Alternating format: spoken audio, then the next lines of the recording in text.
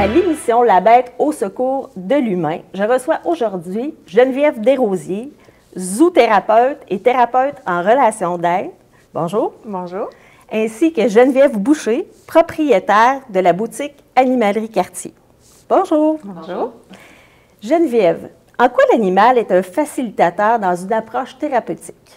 Bien, l'animal va instaurer d'entrée de jeu le lien de confiance, quasi automatiquement avec la personne avec qui je vais faire une intervention.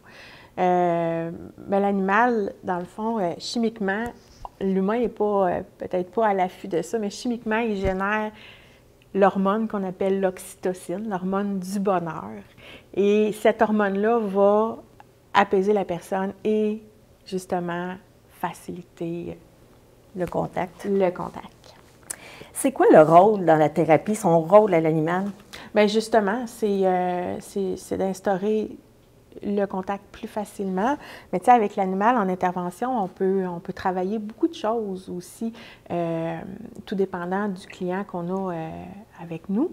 Mais, exemple, si je rencontre une personne âgée, puis que la personne âgée, au niveau de la motricité, c'est plus difficile, bien là, on peut travailler justement ça. On peut l'encourager à prendre une marche avec le chien, juste prendre une brosse, le brosser. Ça peut être la même chose avec le chat, jouer avec un objet, comme on a ici, avec l'animal. Donc, tout ce qui est motricité fine, ça va l'aider dans ces enjeux qu'elle a. Ça peut être aussi avec les enfants, au niveau des habiletés sociales, comment rentrer en contact avec l'animal, tu sais, prendre les bonnes façons, puis tout ça. Fait qu'il y a beaucoup de choses qu'on peut faire avec l'animal, tout dépendant du client avec qui on est.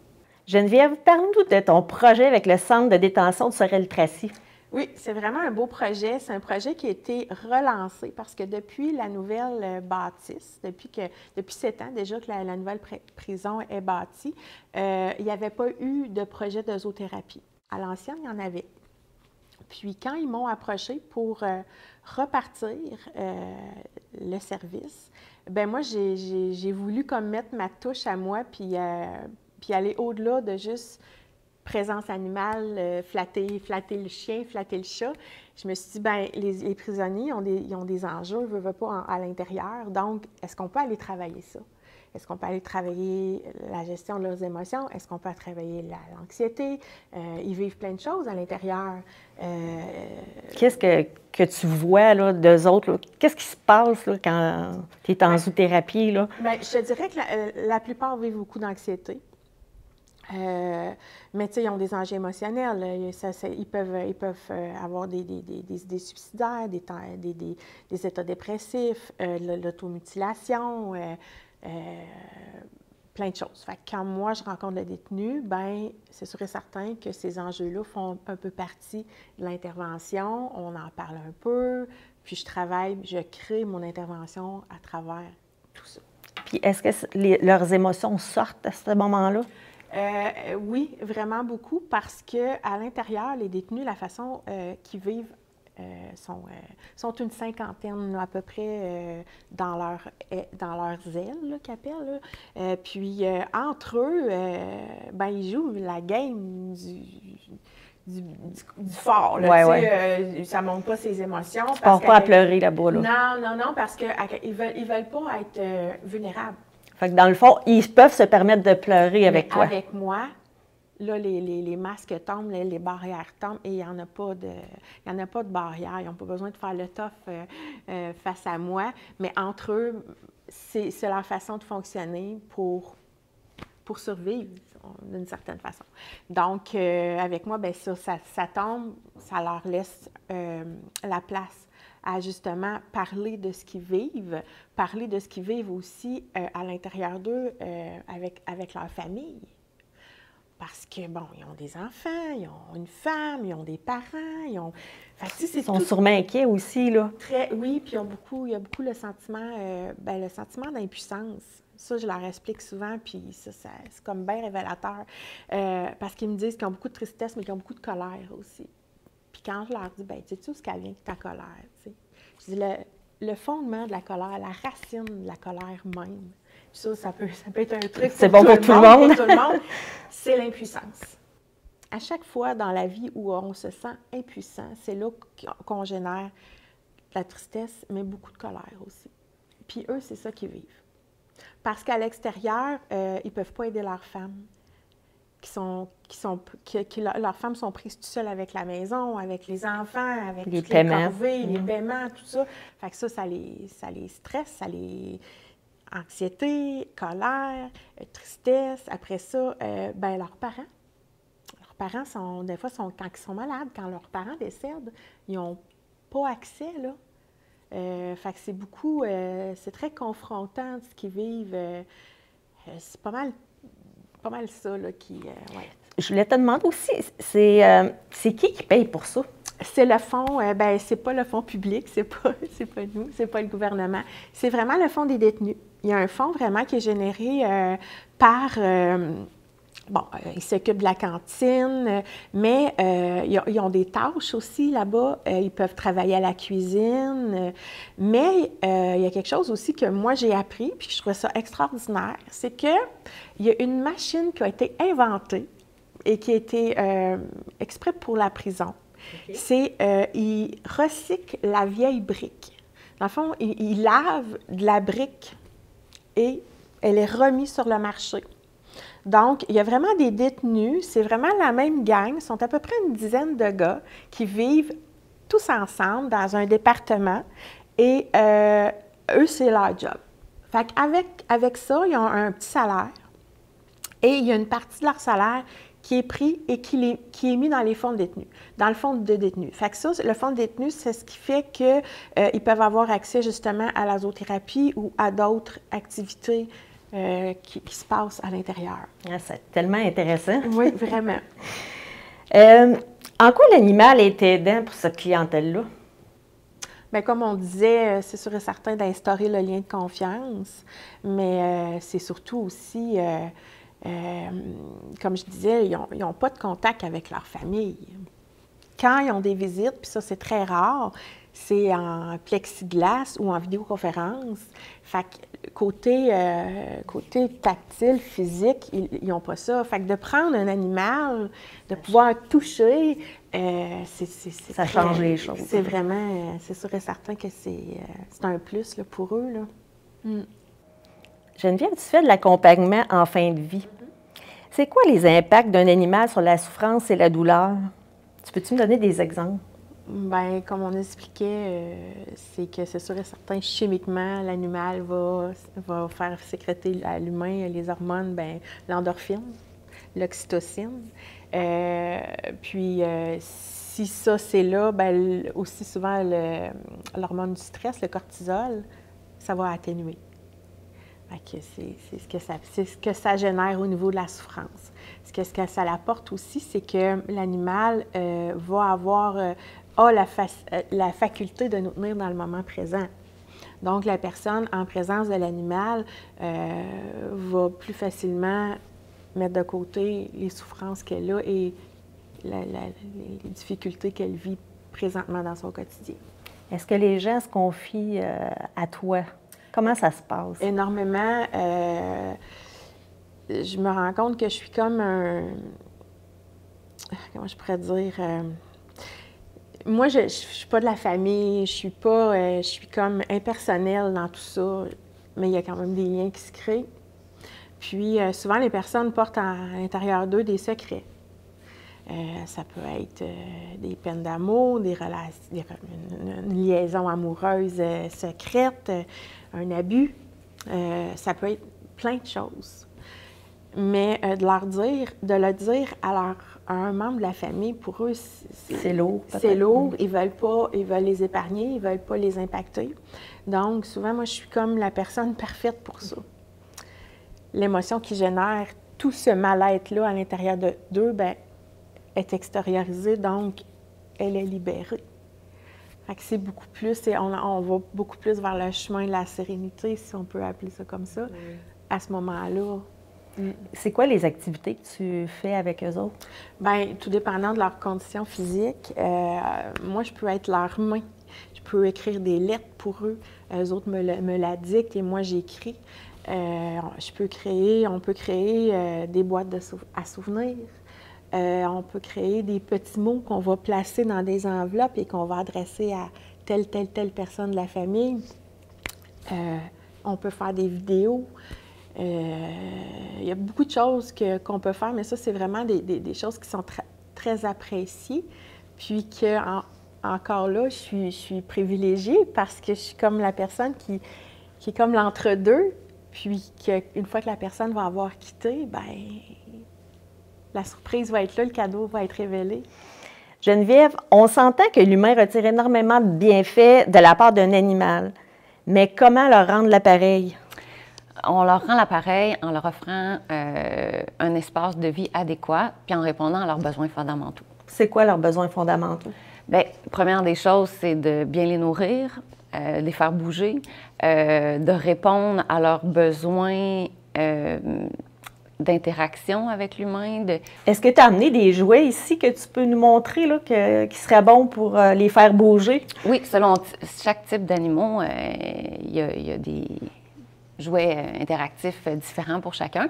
Mais mettons le chien, tu sais, dans les anciennes pensées, le monde mettait un bol d'eau, un bol de nourriture, c'était tout. Il sortait dans le cours pour qu'il fasse son exercice. Mais tu sais, aujourd'hui, c'est plus ça en 2025. Je veux dire, il y a tellement... On a appris tellement de choses sur les animaux que c'est important là, de répondre à plus que ça. Alors, il existe des bols interactifs pour les stimuler, tu sais, à chercher leur nourriture. Ça les fait travailler psychologiquement. Ça les occupe aussi. Ça leur fait, tu sais, au lieu de manger, il y a des races de chiens, en 15 secondes, le bol est vide. En faisant ça, bien, on extensionne le repas. Il va digérer plus facilement. Ça les occupe, bien entendu. Il y a des chiens qui ont besoin de beaucoup de stimulation intellectuelle. Il y en a d'autres qui ont besoin de plus de stimulation physique. Alors, tu sais, il y a des chiens qui vont avoir un besoin d'aller courir à tous les jours, marcher, prendre des grandes marches avec leur maître. Donc, il faut un maître qui soit en forme, là. Oui. Selon chaque type de race, on doit s'adapter. C'est sûr, des fois, notre vie fait qu'on est très occupé. Ça se peut qu'on ait un chien qui demande beaucoup d'exercice. Bon, aujourd'hui, on ne peut pas aller marcher aussi longtemps que d'habitude. Bien, tu sais, de lancer la balle au chien ou lancer le frisbee va le faire courir plus, va lui faire dépenser plus d'énergie qu'une marche. Fait que, tu sais, des fois, on peut, avec nos vies occupées, trouver d'autres moyens de donner du temps à notre animal, puis en le faisant dépenser ce qu'il a de besoin. De faire dépenser son énergie, dans le fond. Si on est parti 7 heures de temps, on est parti travailler, peut-être en revenant ou le matin avant de partir, des stimuler. Idéalement, c'est à chaque moment, le matin et le soir, là, au retour du travail, d'avoir du temps pour nos animaux, c'est important. Est-ce que tu as des produits que tu aimerais parler? Ben, j'en ai amené quelques-uns. Tantôt, j'ai parlé un petit peu pour les chiens. Là. Il y a des bols interactifs que j'ai amenés. Pour les chats aussi, il y a des bols interactifs. Il y a des jeux aussi pour les chats qui vont fonctionner quand on est absent pour stimuler l'animal, la balle va bouger seule dans des jouets. Il y en a d'autres que c'est une plume qui va s'agiter, ça va émettre des sons, ça peut même donner des friandises. C'est intéressant. Pour pas que l'animal soit comme en mode « je dors toute la journée, tout le temps », ça les occupe pendant qu'on n'est pas là, ça les divertit. Pourquoi un arbre à chat? Bien, ça a plusieurs utilités, un arbre à chat. Il peut être utile pour faire les griffes de l'animal. Ça devient aussi un espace, son espace, dédié qu'au chat. C'est comme sa petite maison. Oui. Il va pouvoir mettre ses phéromones, créer son environnement à lui, qui va se sentir en sécurité. Les chats aiment ça être en hauteur, pouvoir observer aussi l'environnement de la maison. S'il y a un chien dans la maison, bien, c'est un endroit qui peut se réfugier sans le chien aille atteindre, puisse toucher au chat. Fait que ça fait vraiment son espace à lui. C'est important de... Il y a des gens, des fois, ils vont acheter un arbre à chat, ils vont le mettre dans le sous-sol. Non, l'arbre à chat doit être dans les espaces de vie où ce que nous, on vit, parce que les chats, c'est là qu'ils aiment être avec nous. Est-ce que c'est mieux de le mettre devant une fenêtre? Les chats aiment beaucoup regarder à l'extérieur. Fait qu'il soit dans un coin de maison avec une fenêtre, c'est l'idéal. Qu'il soit à côté d'un mur. Le chat va se sentir plus en sécurité. Avoir une vue extérieure, il aime beaucoup ça aussi. Il y a de fausses croyances qui disent le chat, on peut le laisser seul pendant des jours, on part en vacances, quelqu'un vient nourrir une fois. Le chat va s'ennuyer. C'est important d'avoir quelqu'un qui va venir s'occuper de lui, mais plus que juste rentrer dans la maison 5 minutes puis repartir. On peut-tu leur laisser une petite musique douce? Ça peut aider. Il y a comme, tantôt, je parlais des jouets qui peuvent les stimuler dans notre absence, mais c'est sûr qu'on doit avoir quelqu'un qui va venir une plus longue présence que juste quelques minutes. Là. Qu'est-ce qui est important dans l'entretien des animaux? Alors, selon la race, selon le type d'animaux, l'entretien va changer. Les chiens, c'est sûr qu'en général, il y a des soins de base qu'on ne doit pas négliger. La coupe de griffes aux 4 à 6 semaines, c'est très super important. Un chien qui n'a pas les griffes coupées peut se blesser en marchant, peut se casser une griffe, peut glisser sur les planchers. Il y a plein de... C'est vraiment très important. L'entretien du pelage, super important. Un animal qui va faire beaucoup de nœuds, le fond du pelage peut feutrer aussi, à force que, des fois, les propriétaires d'animaux, les parents d'animaux, j'aime bien dire ce terme-là, ne vont pas brosser adéquatement le fond du pelage. Fait que là, ça se crée comme un feutre, dans le fond. Puis là, il y a des nœuds qui vont serrer la peau. Ça va devenir douloureux. Des fois, il y a des chiens qui peuvent même se rendre à avoir des comportements agressifs tellement qu'ils ont toujours une pression sur leur peau parce que le nœud tire. Fait que le toilettage. Tu sais, quand on adopte un animal, c'est vraiment important de, oui, penser aux besoins de l'animal, le comportement de l'animal, tu sais, comme tantôt on parlait, l'activité physique, tout ça, selon la race et tout, mais aussi, il faut penser au pelage et l'entretien. Il y a des races que ça va négliger des soins de toilettage réguliers au mois, ou 2 mois, ou 3 mois, selon certaines races, parce que si le propriétaire ne l'entretient pas adéquatement, l'animal, comme on expliquait, va avoir des conséquences. Fait qu'il faut penser à ça aussi quand on... C'est vraiment important. Très important, puis ça fait partie du budget aussi qu'on doit mettre. Tu sais, oui, il y a les frais de vétérinaire qu'il faut penser éventuellement, mais il y a l'entretien aussi de son pelage. On parlait des griffes. C'est pas tous les parents d'animaux qui sont à l'aise de le faire eux-mêmes. Fait qu'il faut des fois débourser pour faire ça. L'entretien des dents aussi, c'est à ne pas négliger. Il y a plusieurs options possibles, mais le brossage de dents reste la meilleure option à chaque jour. Mais sinon, il y a des bâtonnets dentaires, il y a plein d'outils, il y a plein de jouets qui vont aider, mais ça reste que le brossage de dents est la meilleure option. Comment on sait que notre animal va bien, qu'il est bien, son bien-être? Bien, souvent par son comportement. On va le voir. Tu sais, un chien qui va japper excessivement, qui va développer des comportements agressifs, qui va... Il y a plein d'autres exemples, là, mais souvent, on va voir si un chien est équilibré dans sa vie par son comportement. On le voit assez rapidement. Juste le maître rentre dans un endroit avec son chien, va marcher en laisse. On va voir si l'animal a un environnement équilibré et s'il est bien dans son environnement. Et comportement agressif, ça veut dire quelque chose? Oui, des fois, c'est de la peur. C'est souvent relié à la peur. On en voit malheureusement de plus en plus à notre boutique d'animaux au quartier. On a un service de toilettage et puis depuis la pandémie, on remarque qu'il y a un taux de chiens agressifs supérieur à avant. Ah oui, ça a affecté les animaux également? Oui, beaucoup parce que les animaux sont moins, bien, surtout les chiens, sont moins sociabilisés depuis la pandémie et puis on le voit dans le comportement des animaux que ça a changé. Ils sont moins habitués d'aller dans des parcs à chiens. Il y a des gens qui le font, mais il y a moins de gens qui le font maintenant qu'avant, de sociabiliser avec d'autres gens, d'autres animaux, d'autres chiens. Parle-moi de l'éducation d'un chien. Bien, il y a plusieurs points, mais on peut parler des principaux. Prendre un cours de dressage avec ton chien, c'est vraiment important. Ça va créer un lien entre toi et ton chien qui va rester le restant de tes jours. C'est ce qui va faire, bien, le restant de la vie de l'animal, qui va faire que ton lien va être bon ou pas. Le chien va comprendre c'est qui le maître, le respect un envers l'autre. Ça, c'est important. C'est vraiment important, tellement que moi, je le mettrais obligatoire. Ça changerait beaucoup de choses. Il y aurait beaucoup moins d'abandon d'animaux si ce lien-là était créé à chaque fois. Est-ce qu'il y a d'autres points que tu aimerais parler à propos du dressage? Oui, bien sûr. Il y a le renforcement positif qui est un outil super intéressant à utiliser avec un chien. C'est chaque fois qu'il va faire un bon geste et qu'il va répondre à un commandement qu'on lui demande, de le renforcer, de donner une récompense, de souligner les bons coups et non les mauvais. Ça va créer un lien meilleur avec ton animal. Puis s'il il ferait des mauvais coups, exemple, qu'est-ce qu'on peut faire? Bien, il y a plusieurs techniques selon ce qui arrive, mais c'est sûr que d'utiliser la violence physique, c'est à ne pas faire. C'est rediriger l'animal vers ce qu'il pourrait faire, qui peut être la bonne solution selon les circonstances. Là. Ça peut être plusieurs scénarios possibles. Comment magasiner le bien-être de notre animal présentement?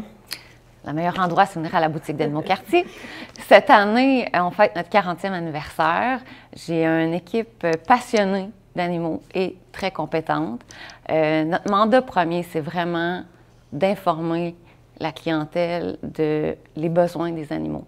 On veut s'assurer que quand il y a une adoption, les gens savent dans quoi ils s'embarquent, parce qu'on ne veut pas d'abandon. Est-ce que tu peux nous parler de l'abandon des animaux? Oui, malheureusement, c'est une situation très présente qui nous fait beaucoup de peine à tout le monde. Comme je parlais... Excuse-moi, qu'est-ce que tu conseillerais aux gens? Bien, la chose la plus importante, c'est de s'informer. De ne pas adopter un animal sur un coup de tête. L'adoption d'un animal, c'est pour la vie.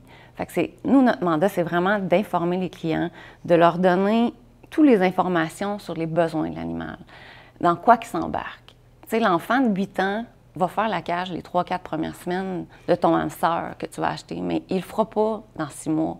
Fait que, tu sais, moi, je vais vraiment, mon équipe, on va vraiment donner leur juste aux parents d'animaux qui veulent adopter pour qu'ils savent dans quoi ils s'embarquent. C'est important parce que des abandons, il y en a trop. Puis on veut limiter ça. Oui, puis des fois, ce qu'on voit, c'est que les gens, ils font ça sur un coup de tête, des fois. Oui. Bien, c'est à ne pas faire. C'est à ne pas faire. Et souvent, moi, je vais offrir aux clients, voulez-vous y penser? Dormez là-dessus, pensez comme il faut. Je vous laisse la fiche détaillée de l'animal. Tout ce que je vous ai parlé est écrit. Prenez le temps de la relire avec vos enfants, comprendre l'espérance de vie de l'animal. On s'embarque pour 12 ans, 13 ans. Il faut y penser comme il faut, tu sais. Selon l'adoption de l'animal qu'on prend. Tu sais, un lapin, tu embarques pour plusieurs années. Si c'est trop grand pour toi comme projet, peut-être voir vers un petit rongeur. Un petit rongeur, l'espérance de vie est plus courte. Fait que des fois, en jasant avec les clients, on va les rediriger pour s'assurer qu'il n'y ait pas d'abandon. C'est vraiment important parce qu'on le voit, malheureusement, dans les dernières années, les taux d'abandon ont augmenté. Puis pourtant, on est en 2025, puis oui, il y a encore beaucoup d'abandon. Oui. Fait qu'on ne lâche pas notre travail, sensibiliser les gens. Ben, en tout cas, je vous remercie, les deux Geneviève. C'était vraiment intéressant. Merci à toi de nous avoir reçus. Ben oui, merci beaucoup. Merci.